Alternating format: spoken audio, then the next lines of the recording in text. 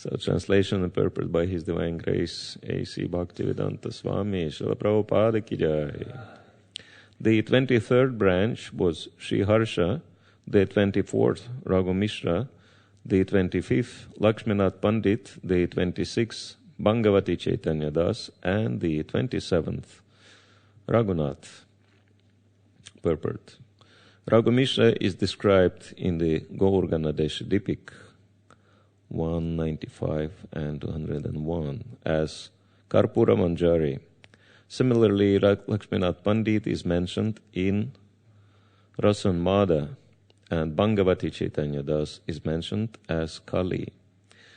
The Sakkanirnaya states that Bhangavati Chaitanya Das was always seen with eyes full of tears. He also had a branch of descendants. Their names were Madhura Prasad, Rukmini Kanta, Jivan Krishna, Jugal Kishore, Ratana Krishna, Radha Madhav, Ushamani, Vaikuntanath, and Lala Mohan or Lala Mohan Saha, Sankanidi. Lala Mohan was a great merchant in the city of Dhaka. The Gaurganadesh Dipika 194 and 200 mentions that Raghunath was formerly Barangada. So we'll read next text 87 as well. Hamokha Pandita Hasti Gopal Chaitanya Valabha Yadu Ganguliara Mangala Vaishnav. The 28th branch was Amoga Pandit, the 29th Hasti Gopal, the 30th Chaitanya Vallabh, the 31st Yadu Ganguli, and the 32nd Mangala Vaishnav. Purport. Srila Bhaktisiddhanta Saraswati Thakur writes in his Anubhashya, Sri Mangala Vaishnav was a resident of the village Titakana in the district of Murshidabad. His forefathers were Shaktas who worshipped the goddess Kiriteshwari. It is said that Mangala Vaishnav, formerly a staunch brahmachari, left home and later married the daughter of his disciple, Prananath Adhikari, in the village of Mayanadala. The descendants of this family are known as Thakuras of Kandada, which is a village in the district of Burdwan near Katwa. Scattered descendants of Mangala Vaishnava, 36 families altogether, still live there. Among the celebrated disciples of Mangala Thakur are Prananath Adhikari, Purushottam Chakravarti of the village of Kandada, and Nrsinga Prasad Mitra, whose family members are well-known Mridanga players. Sudha Krishna Mitra and Nikunja Bihari Mitra are both especially famous Mridanga players. In the family of Purushottama Chakravarti, there are famous persons like Kunja Bihari Chakravarti and Radhavallabha Chakravarti, who now live in the district of Birbhum. They professionally recite songs from Chaitanya Mangal. It is said that when Mangala Thakur was constructing a road from Bengal to Jagannath Puri, he found the deity of Radhavallabha while digging a lake. Jai Shri Shri Radha Gokulananda Sitaram Lakshman Hanuman Shri Shri Gaunyatai Ki Jai. At that time, he was living in the locality of Kandada in a village named Ranipur. The Shalagram Shila, personally worshipped by Mangal Thakur, still exists in the village of Kandada. A temple has been constructed there for the worship of Vrindavan Chandra. Mangal Thakur had 3 sons, Radhika Prasad, Gopi Raman, and Shyam Kishore. The descendants of these 3 sons are still living. End of the purport. So, these are the descriptions of the descendants of Gadadhar Pandit, Sri Gadadhar Pandit, and there are mentions in Chaitanya Charitamrita of the names, but unfortunately, at least myself, I tried to research, get more information on those Vaishnavas, especially Mangal Vaishnav, to whom Prabhupada pretty much dedicates the entire purport, last Vaishnava. But outside of what Srila Prabhupada says in the purport, we don't have much information about them. And I even tried to contact one of the greatest experts in ISKCON on the lives of Vaishnavacharyas, and even he failed to help, so there is no information available on them. I guess the only information could be gathered if we go there to Kandada and familiarize ourselves with these families and find out more about these great personalities. But still, we may ask ourselves, why do we have to even spend time mentioning these names?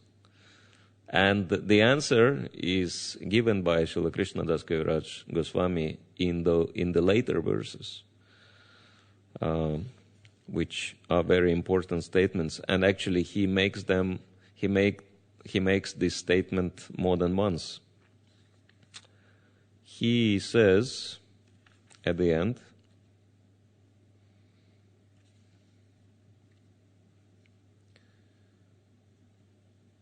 simply by remembering the names of all these branches and sub-branches of the three trunks I have described, Nityananda, Advaita, and Gadadhar, one attains freedom from the entanglement of material existence. So, anyone's interested to become free from the entanglement of material existence? So just by mentioning the names of these great Vaishnavas, we become liberated. So this is how powerful they are. It says that even though the Supreme Lord is all-powerful, but He makes Vaishnavas even more powerful than Him. One time Srila Prabhupada was saying that, Mayavadis are trying to become God. So what is this nonsense? Trying to become God. Vaishnavas, they don't aim for such, useless goals. Vaishnavas don't want to become God. Vaishnavas aim at becoming higher than God. Which we can see like Mother Yashoda. Krishna is running in fear of Mother Yashoda. Or, coward boys, they wrestle with Krishna and they defeat Krishna. Or Krishna is so much worried about what Radharani will say or how she will respond to his behavior, right? So we can see that Vaishnavas are more powerful than the Supreme Lord Himself. So this is the glorious position of Vaishnavas. Of course, it's Krishna's mercy, but this is how it is that Vishwanath Chakravarti Thakur also mentions in his Madhurya Kadambini that even though the Supreme Lord,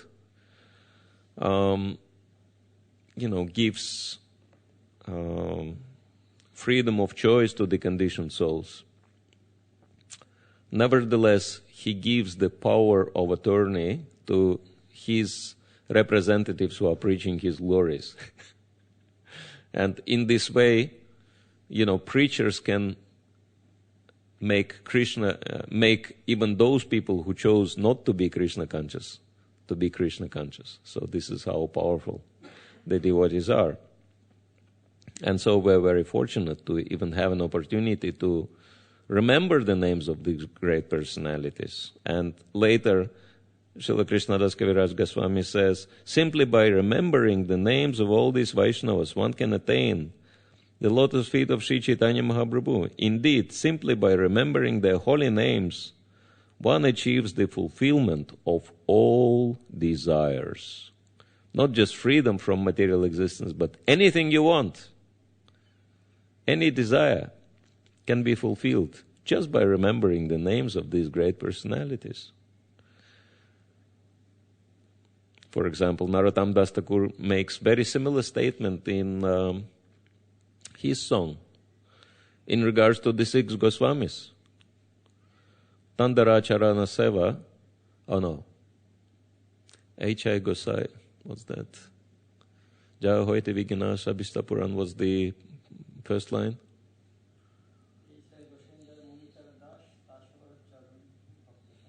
Yeah. H.I. Gosai Jabi Rajakoilavas. What's that? Huh?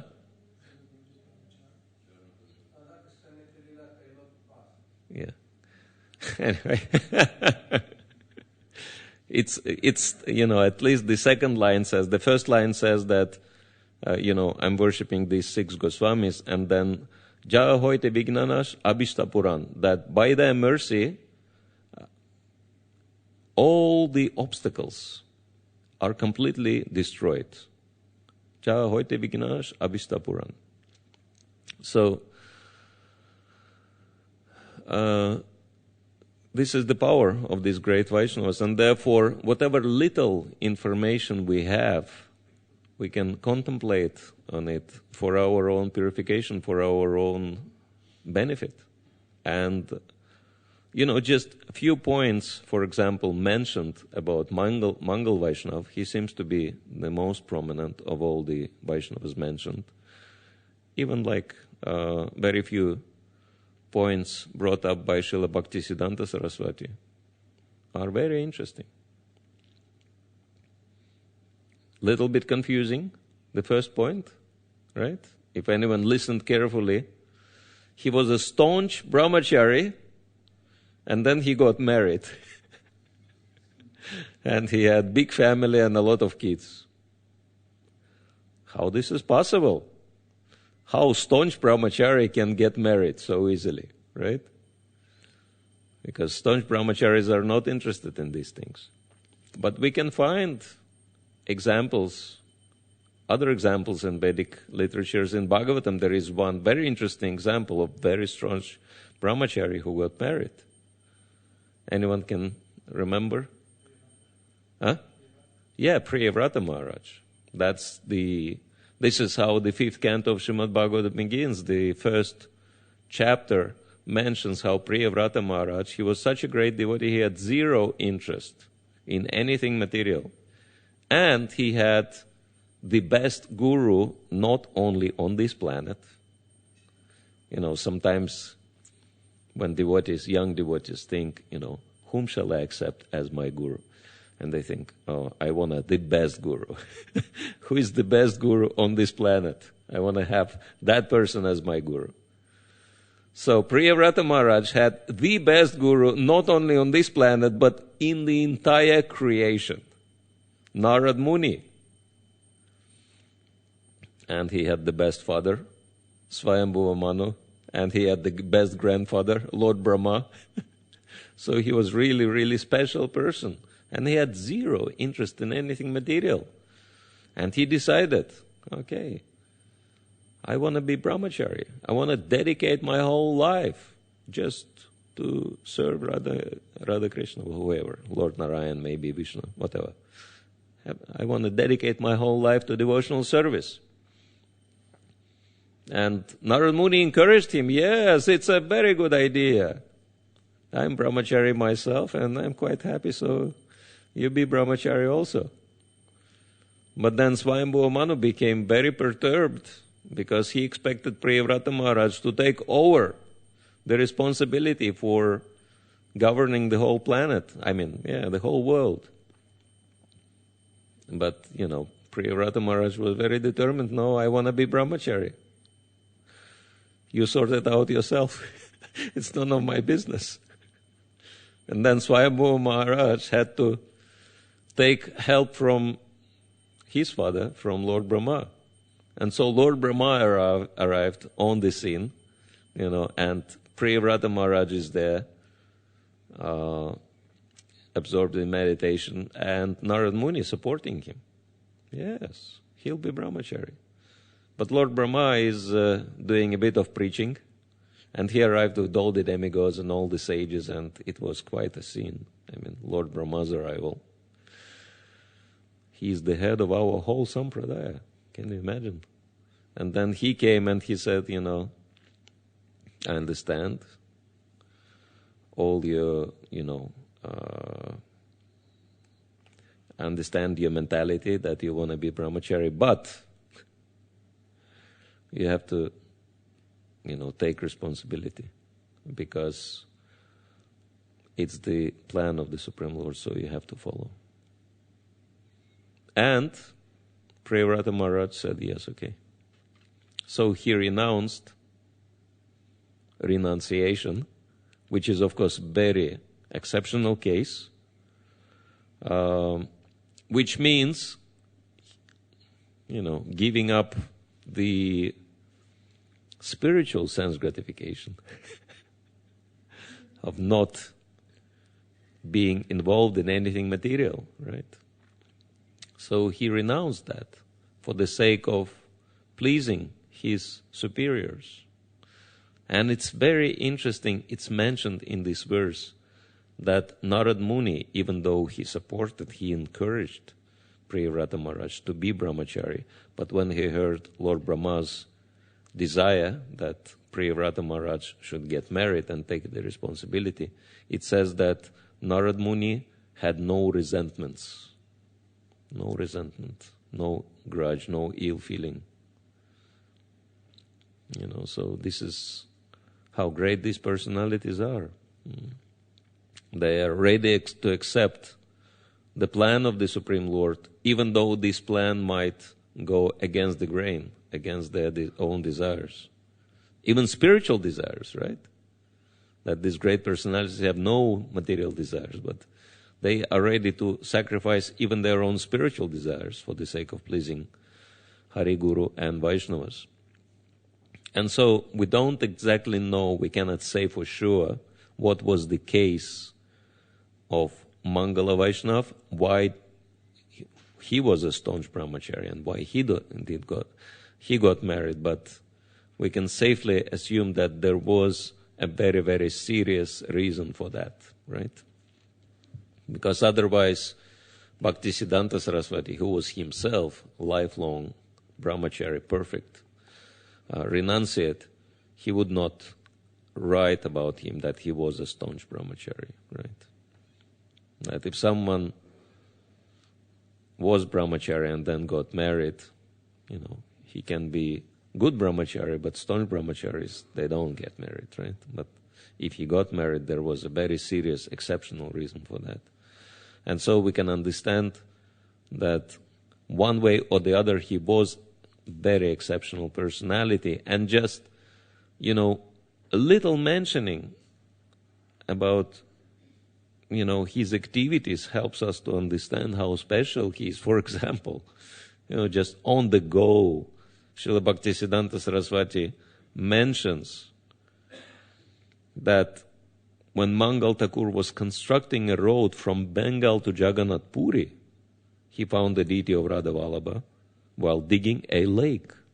So just from this one sentence, we can understand that, first of all, he constructed a road all the way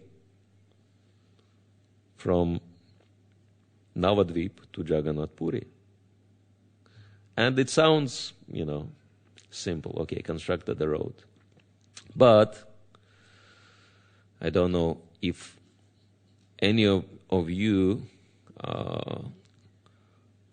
know what did it cost, for example, to construct Dharam Marg here, right? It's a tiny little road comparatively, right? Just few hundred yards. But apparently, from what I know, devotees had to approach the family of multi-billionaires to help them do that, because it's not cheap. And it takes a lot of effort to construct a road. I would safely assume, even though I'm not a specialist, that even like a square yard is costing probably, at least 1,000 pounds of the road. And so, that's why only government can afford making roads, right? But it says that Mangal Vaishnav constructed the road all the way from Navadvip to Jagannath Puri. And what's the distance between Navadvip and Puri? Anyone has any idea? More than 700 kilometers road. Can you imagine? So for that, he had to be either extremely wealthy man, extremely successful man, or have very powerful position in the government, one way or the other, because not only he was constructing the road, but he was also digging lakes on the way, right? And why he was doing that? Obviously, he was doing that for the sake of Vaishnavas. It was Vaishnava Seva, to facilitate pilgrims to go, because, this route is the most popular. That, as Chaitanya Charitamrita describes, that Navadvip and Jagannath Puri, they're like two rooms in the same house, right? That people always go from Bengal to Orissa to visit Lord Jagannath, to get Lord Jagannath's darshan and go back all the time. It's the it's the most favorite pilgrimage place for probably the whole Bengal, right? Maharaj knows better. And so, just to facilitate Vaishnavas, apparently, he did that seva. And this was, outstanding service. And so, we can understand how powerful, what kind of powerful personality he was, just to be able to do that. And, these powers are coming because he and the other personalities mentioned here were connected to Sri Gadadhar Pandit. They were getting all his blessings. And we can understand, for example, from our own Srila Prabhupada. Actually, this is not so well known that Srila Prabhupada belongs to the lineage coming from Sri Udarandhata Thakur, who is one of the, 12 Gopals, one of the, closest associates of Lord Nityananda, Udarandhata Thakur. And he held a ministerial position in the government as well. And Srila Prabhupada kind of mentions that on the go. When there is a mentioning about Udarandat Thakur in Chaitanya Charitamrita, he kind of mentions many people who moved to Calcutta later on, they belong to, the descendants of Udarandat Thakur. And so our family, because it was their family, it's also connected to Udarandat Thakur, we also belong to that. He kind of humbly mentions, I'm one amongst the many descendants of Udarandat Thakur. But we can understand that he's not just one amongst many. Because Srila Prabhupada's position is so special that even his own godbrother, that's, by the way, really wonderful example of Vaishnava relationship, that one of his most powerful and most aristocratic and learned, probably the most aristocratic and learned godbrother, Srila Sridhar Maharaj, he said that Srila Prabhupada is not just a preacher who achieved success. To achieve such a tremendous, astounding success, one has to be directly empowered by the Supreme Lord. That's why we can understand that Bhaktivedanta Swami belongs to the category of Shakti Avesh avatars of the Supreme Lord. So that's a serious statement.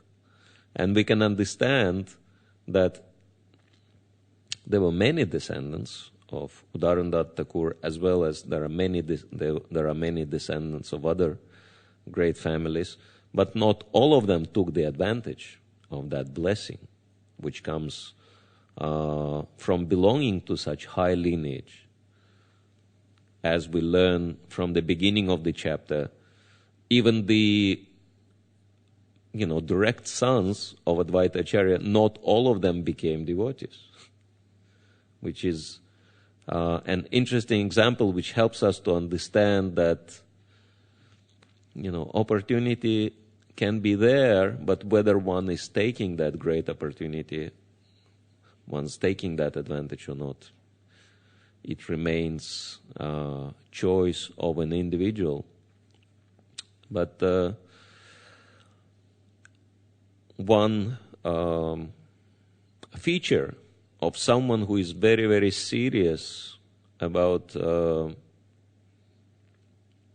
Krishna consciousness and spiritual life, say, like, if we take Srila Prabhupada's example, that we see that his greatness manifested in his unwavering determination, to do something what he did after 70 years of age.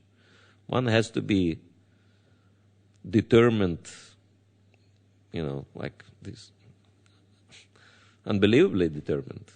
I mean, it's like we no die situation, right? That he was ready.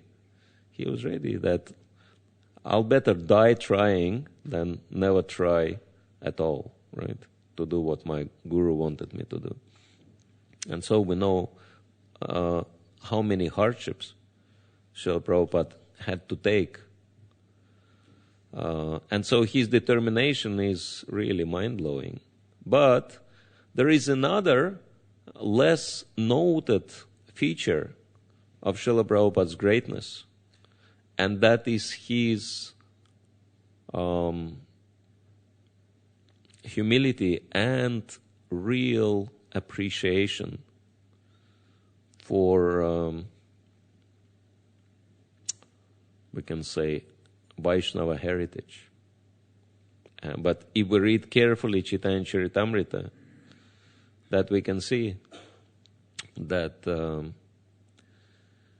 he mentions in the purport, he is explaining to us in the purport who were those personalities, and mentions about the holy places, explains about the holy places mentioned in Chaitanya Charitamrita.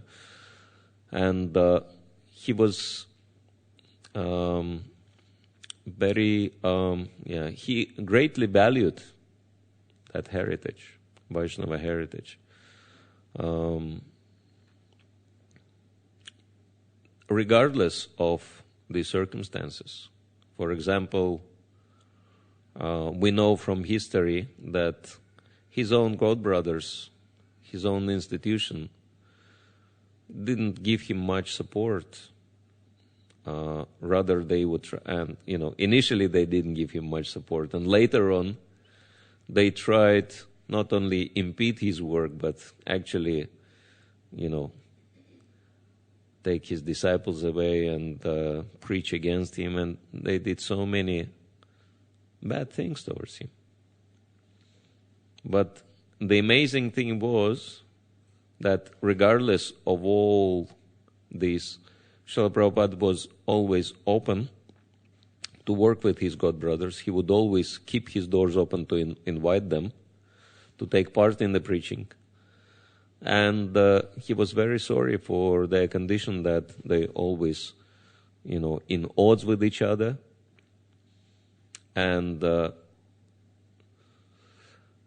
he gave an instruction to Srila Jayapataka Maharaj. Amongst other instructions, he said, I want you to reunite the family of Srila Bhaktisiddhanta Saraswati Thakur, spiritual family, Gaudiya Math. And this is what Maharaj is attempting to do for many years, and it gives some good results. And we can understand that Srila Prabhupada really valued every single devotee and all the heritage we have. And we know that there is also special fund, Bhaktivedanta Foundation, in Mayapur, which is involved in restoring all these holy places, places of pilgrimage. So that shows that Srila Prabhupada had great appreciation, and he greatly valued whatever work was done by the previous Vaishnavas and previous Acharyas, and he wanted to restore it and preserve it for the future generations to come. So, and because of that mentality also, he got so much spiritual powers that he could do what he did. Because of that very deep humility and appreciation for for the Vaishnava heritage. And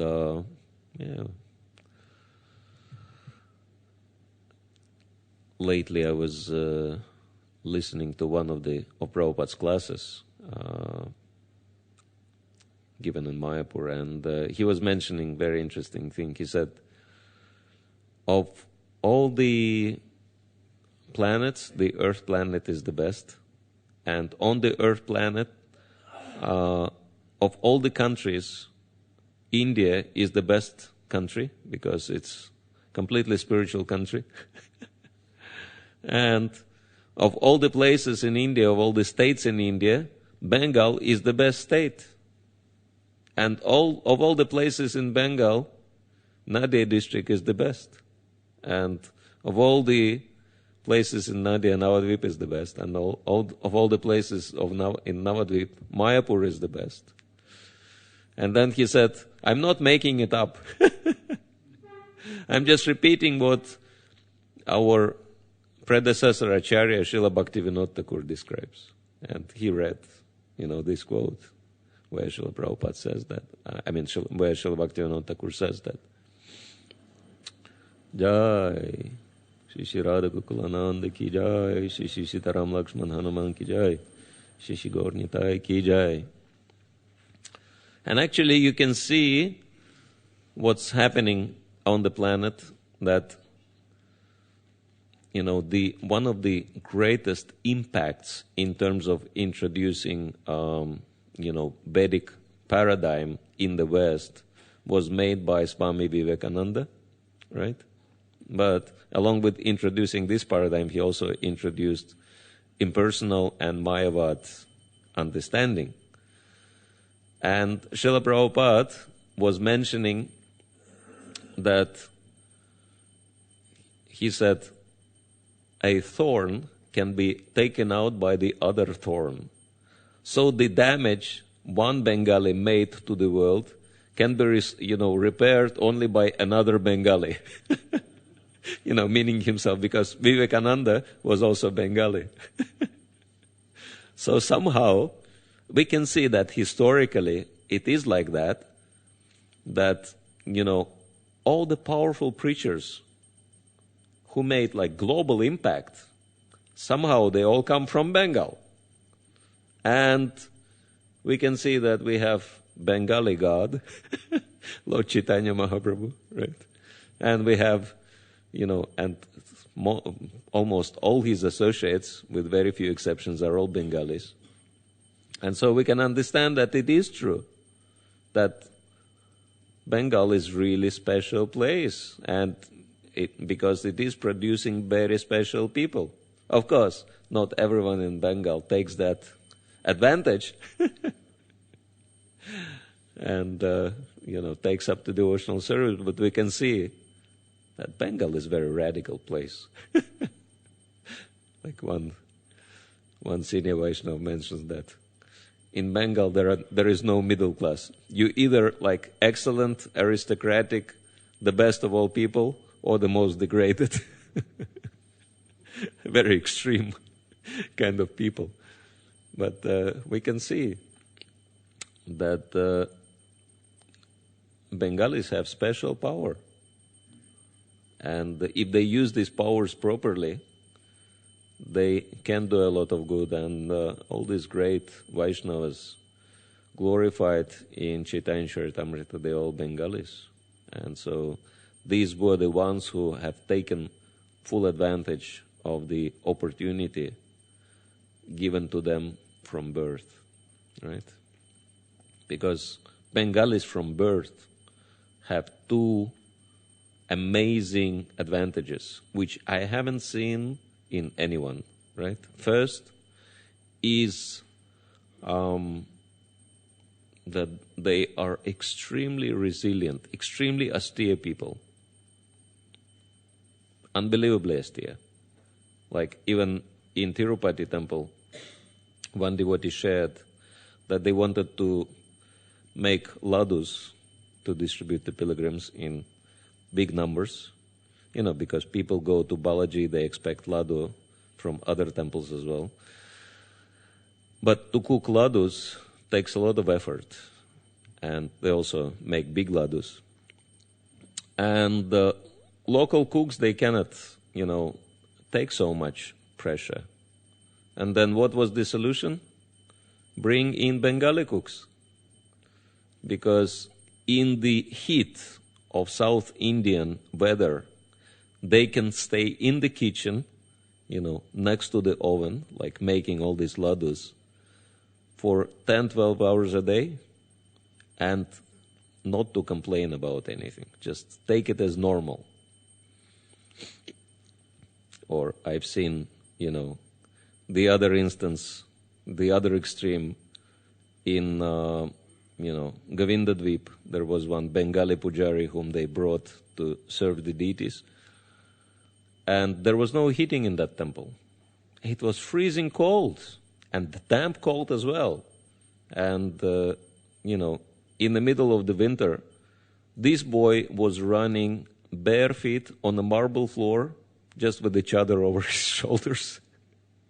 And Krishna Kshetra Maharaj, who used to be deity minister, he came and he was shocked. He said, how can you tolerate? And, doing these pujari services, because there was no other pujaris, for 10, 12 hours a day.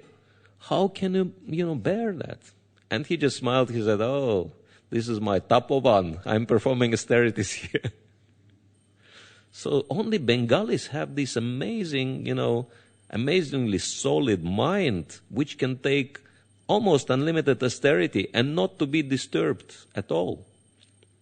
And second, huge advantage that Bengalis from birth have amazing service attitude. Prabhupada also mentions that in Chaitanya Charitamrita. So we are very fortunate to read about these great Vaishnavas and learn this culture and get their blessings and hopefully serve their lotus feet, continue their mission. Hare Krishna. So we still have little time left if anyone wants to share any comments or ask